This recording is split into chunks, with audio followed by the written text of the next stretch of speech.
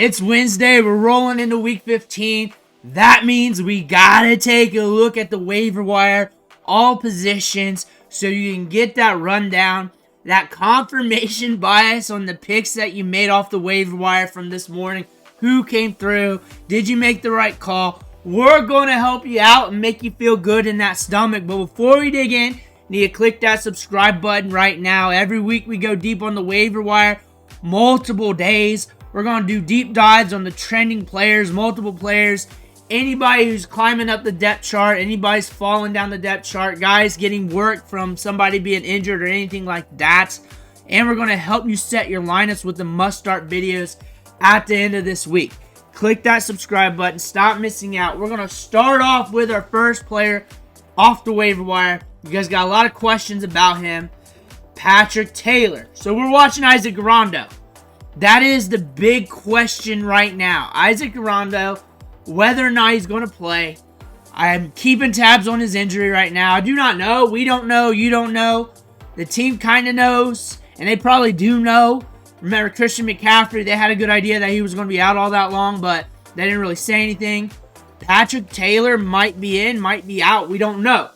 So, with that being said, if Isaac Rondo's out, he's more than likely going to get a lot of work. He's going to get a lot of opportunity.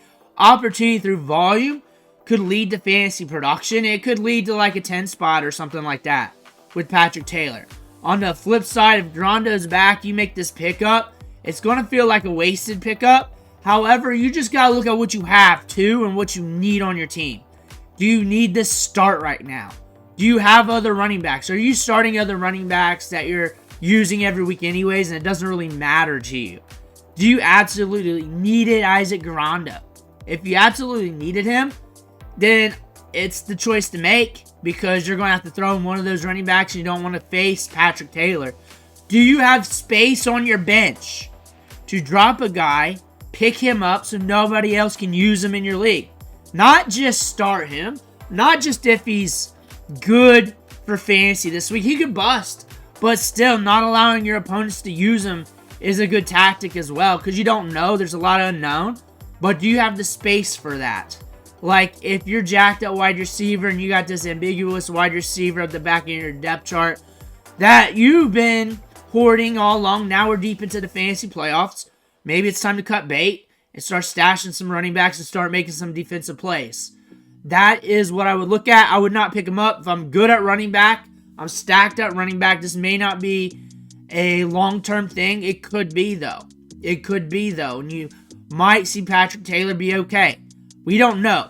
Come into this as an unknown and come into this saying, hey, this could be a worthless pickup. This could be a worthless pickup. This could be a big pickup for week 15 going forward, too. You don't know, but have that in your mindset going in when you're making this play. Strategize around it. Jameis Winston is the YOLO quarterback. You never know what you're going to get. At least when you start him, you know you're going to have to sweat a little bit and have a fun time. We got the Chiefs coming up this week. It's going to be hard to want to start them. But honestly, you're not going to want to start any of the quarterbacks off the waiver wire anyways. All the quarterbacks you want to start are rostered. So you're just going to pick your poison. I would not be starting him in many leagues due to that matchup. That's a hard matchup, but I also know that he's very consistent and does not go under 200 yards often. Hardly at all. He'll push it with volume. He will get some interceptions racked up in some of these games. He's safe from a yardage standpoint for 2024. I say for 2024 because usually you're shooting for 300 to 400, but this is the year where you're going 200 to 300. Quarterbacks have been a little bit on the low when it comes to yardage this year. That being said, when you're looking at Jameis Winston for the rest of the season past the Chiefs, you're looking at YOLO balls, YOLO plays.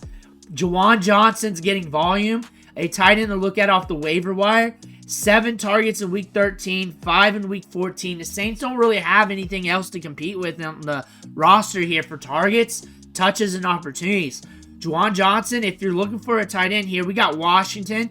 They get in shootouts. They get in big matches like that. That's a matchup you could really go in on Juwan Johnston if you want to, if you're looking into that. You got the Packers coming up. You got the Raiders, which is very interesting in the championship game. Juwan Johnson is a player that's probably going to be up and down like all tight ends, but the volume is trending up, and he's trending up right now. MVS is that shotgun wide receiver. He's that volatile play. And the strategy around him is you throw him in your lineup, you just close your eyes because he has the upside to bring in that big catch and maybe even 2 of them and score big in your lineup. He's not getting a ton of targets. Last week he did 7 against the Giants, but prior to that, 3, 4, and 3 in those 3 games. The thing about him, we got to bring in the deep ball. He is getting those deep targets.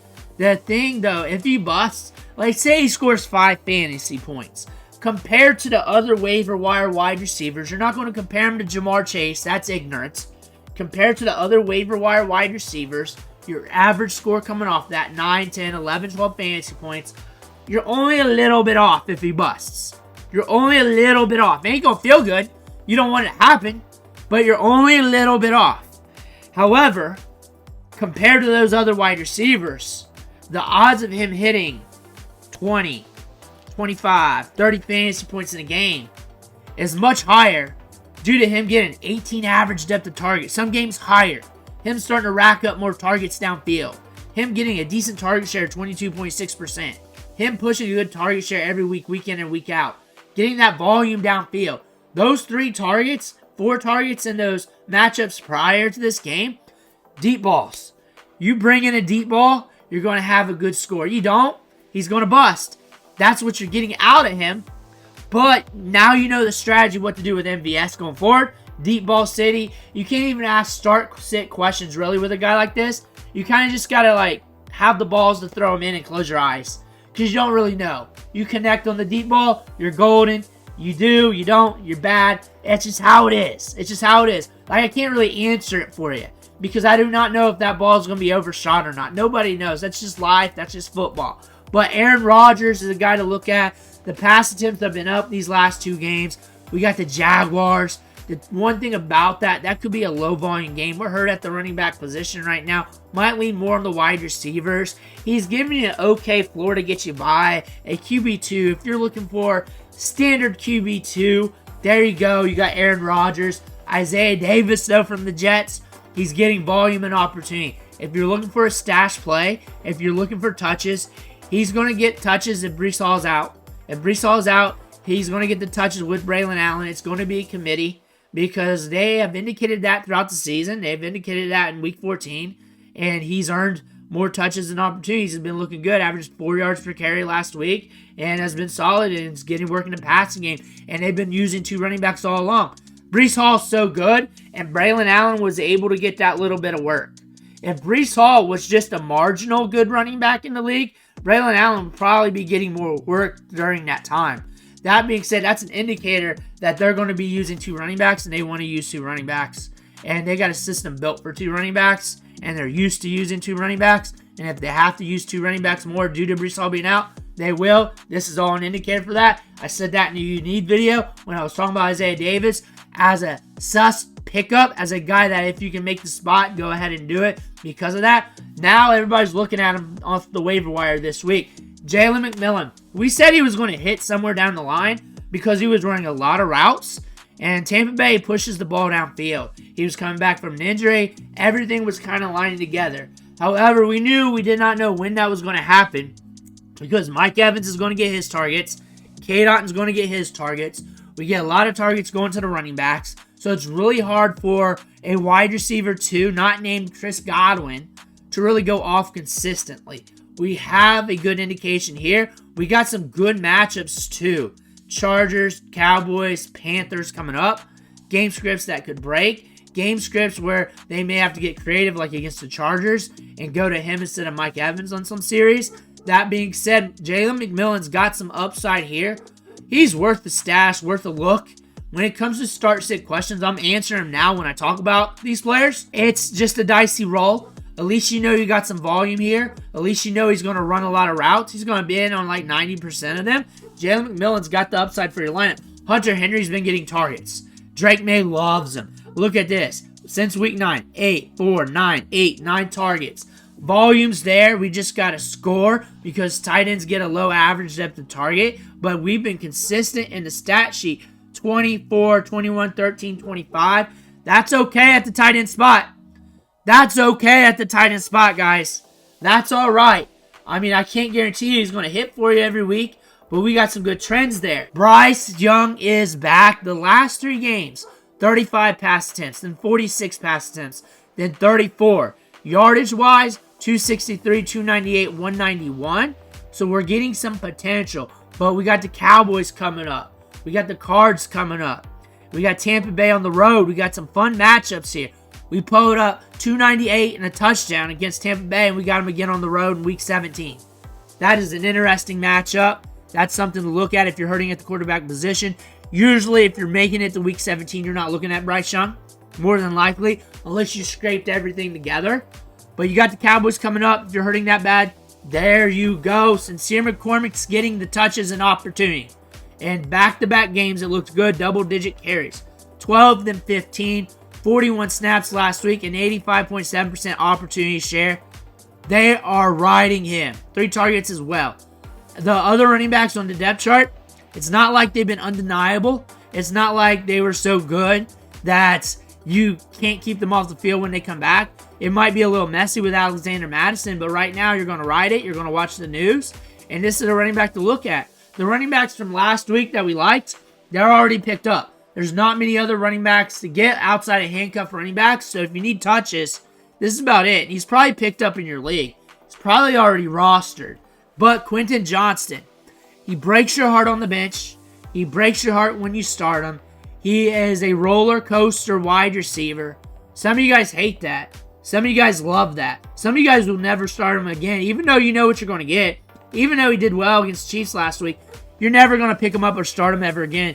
Due to what you saw, I understand. Due to what you saw against Baltimore and Atlanta, even though he had a good run 3 weeks prior to that, you can't trust it. And Quentin Johnston's not a trustable wide receiver. But the sell for him is, if I need a wide receiver to accidentally cash, that could cash, and usually cashes about every other game, once every 3 games. If I'm looking for that has that touchdown upside, there you go. You throw him in, you pray to the fantasy gods.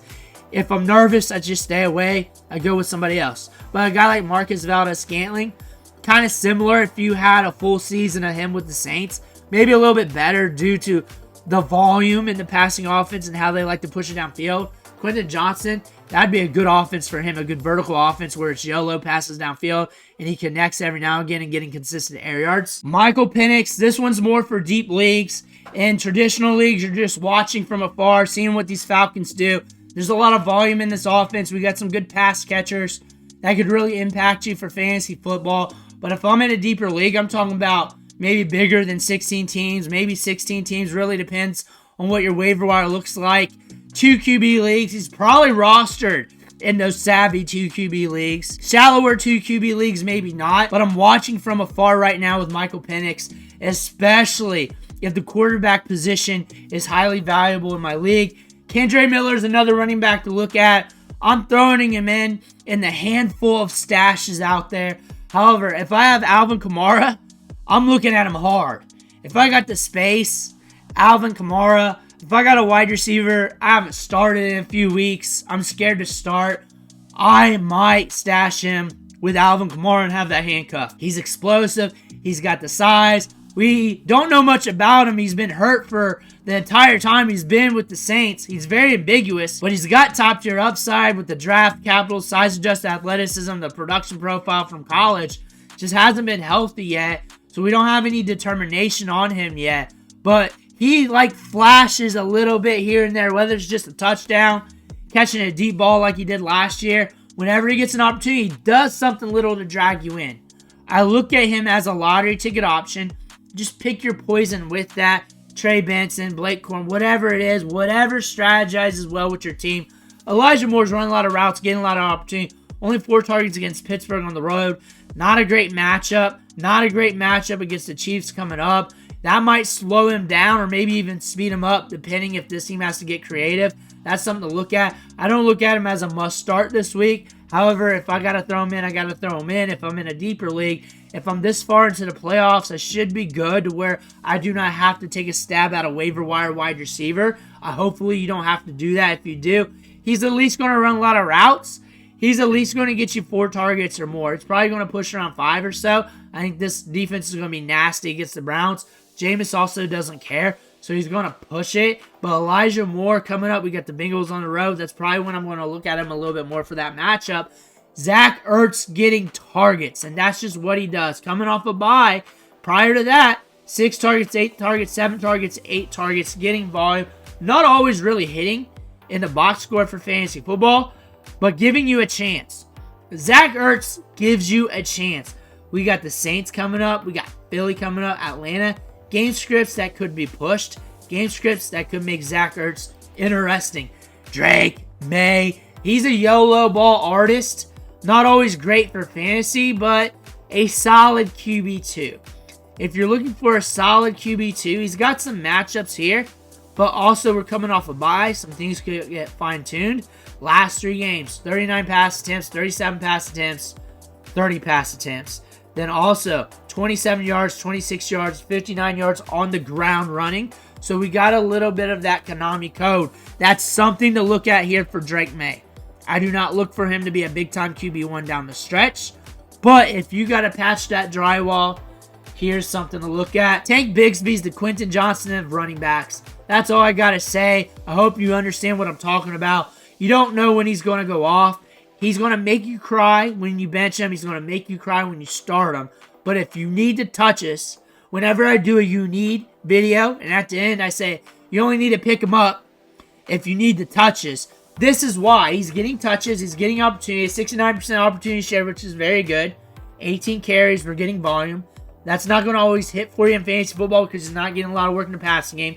So we got to score touchdowns. But when you're getting that many carries, there's more opportunity to score touchdowns. But this offense isn't free-flowing as much anymore. He's a gamble. He's not a must-get. But he's a get if you need touches, snaps out of your running back. Nick Westbrook did not score a touchdown last week. He was just due. He was due for a low game. He was just cashing in too much not to have a down game. We got Cincy, the Colts, and Jacksonville. They're pushing the ball to him downfield. Ran on 93.8% of the snaps. 2 targets, though. 13.5 ADOT, so they're still getting him the ball deep.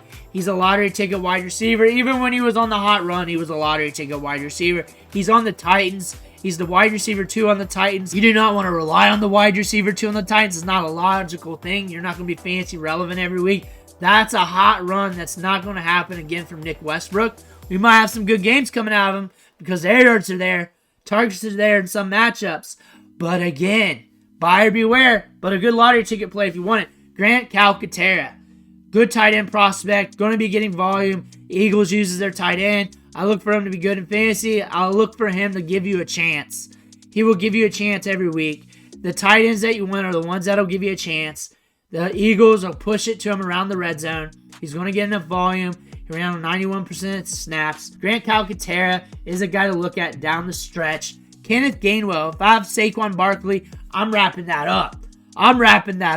That Eagles offensive line is nasty. They're getting a good push. Kenneth Gainwell is good enough to volume into good fantasy production with that offensive line. Nothing to Saquon Barkley levels, but I'm wrapping that up. I'm wrapping that up tight. And a lot of people going into the fantasy playoffs have Saquon Barkley. Like a lot of Saquon Barkley managers are going to the playoffs. Wrap it up and get that insurance policy. Get rid of that last wide receiver. Get rid of that running back you've been hoarding. And if something happens to Saquon and the guy you're going up against that week gets Kenneth Gainwell over you, you're going to cry. You're going to cry. You're going to lose the playoffs more than likely. And Kenneth Gainwell is going to be there looking at you in the face when you're looking at those numbers at the end of the week because you try to hoard that wide receiver that you're barely starting. Wrap this up. Wrap this up now. Brandin Cooks, I don't know if you can trust it. I don't think I'm going to trust it. But deep targets downfield, volume downfield. We're running routes. We're getting opportunities. And that's going to splash in some of these games. We got Carolina, Tampa Bay, Philly. Good opportunities for Brandin Cooks coming up. It's not going to always hit. It's going to be up and down. It's going to be very volatile. Not a guy that you must pick up or have to pick up, but a guy that's getting some decent opportunities.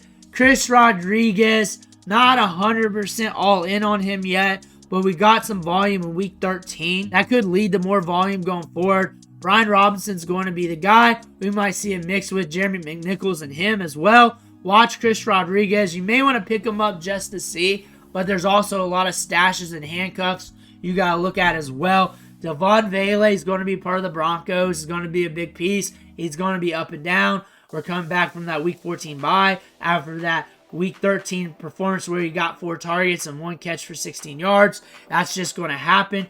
But Devaughn Vele is a big part of the offense. Bo Nix likes to go his way, and he's going to give some opportunities, and he's just going to be another speculative ad. Trey, Benson, if I have James Conner, I'm wrapping it up. He's explosive. He can go off. I may even look at Amari Demicado as well. I may stash Benson with Conner, and then if something happens with Conner, also get Amari Demicado that week. That way, I don't have to worry about it. But that's in the future, and that's an if scenario. But if I have James Conner, I'm wrapping it up. If I'm looking for a lottery ticket running back for the back end of the season, he's one of the guys I would look at. 4.3 speed, look good on the field, can be explosive. He's getting work behind James Conner, not much, but James Conner shouldn't be giving up much work anyways. But still, Trey Benson has some indicators. Ray McCloud, these last 4 games, 4 targets, 6 targets, 6 targets, 11 targets. If he's still on waivers, if you're looking for a wide receiver who's getting work, Ray McCloud could be your guy. Christian Watson's an upside play. Kind of like another Quentin Johnston type of wide receiver. He'll make you cry in your lineup. He'll make you cry on the bench. When I look at Christian Watson, I just throw him in. I know what I'm doing here. I'm either getting a big bust game or a huge splash performance. And that's all. You're not getting anything in between. He's not going to be a guy that racks up 5 catches for 55 yards here and there to get you above that 10-point threshold. That's just not who he is. He's a big play threat, gets deep targets with that speed and length, and you're just going to have to see if that hits. Ray Davis, Jalen Wright, Blake Corum. Get your stash running back. I say this every week. I've been saying this for the last month or a half. I've been saying this past or before Halloween. Get your stash running back. Have a stash running back.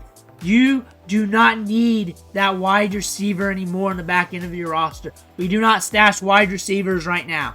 Your wide receiver depth chart should be good. It should be good to go unless you're really playing the matchups with those wide receivers and you got to have that depth. But very few of you are, especially this deep into the playoffs.